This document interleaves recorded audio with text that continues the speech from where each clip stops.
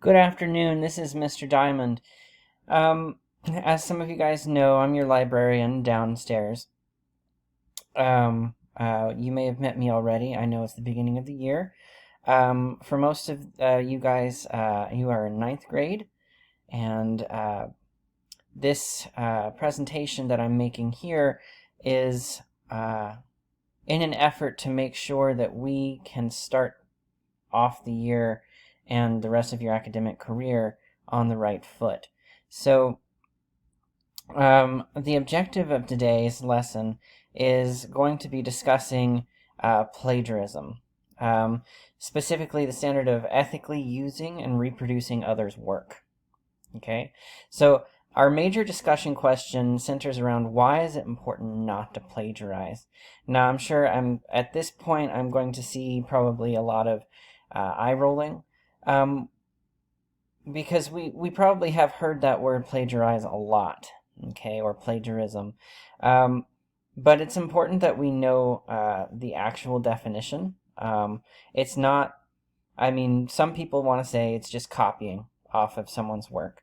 But I want to go into the details as to how do we define it, okay? What are the parameters? Why does it even matter? Okay, so what if you cheat? Okay, what's going to happen to you? All right, some of these things are going to be quite important to you, especially as you get older and you go into college and to careers of your own. If you're going to use other people's work, it's going to happen. I mean, there's very few original thoughts out there, so when you do end up using someone else's work or referring to something that's been alluded to in the past, it's important to know how to use those ideas in your own writing. Some ideas that you have for you,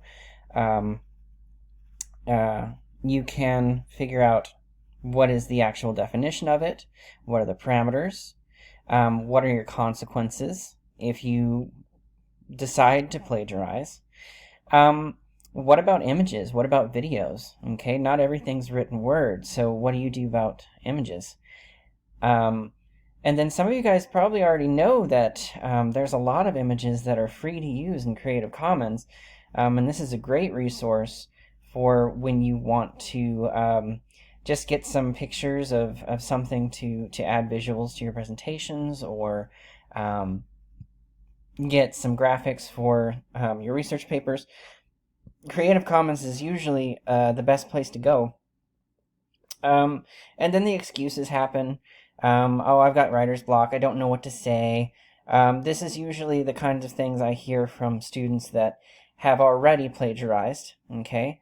But there are ways to get around that kind of excuse, okay? There's idea generators. There's solutions against writer's block. And then also, once you do break down, you realize, okay, I do need to make sure that I am citing my sources, I am doing things responsibly and ethically. There's citation builders that automatically put your citations together for you. And then there's a few tutorials here that can help you figure out, okay, well, how do I cite sources manually? There's all sorts of different formats. It all depends on what your teacher requires of you and what your institution is. But this is a very important topic to go over, and it's a very good skill to have. And you never want to be caught using other people's work without giving them credit.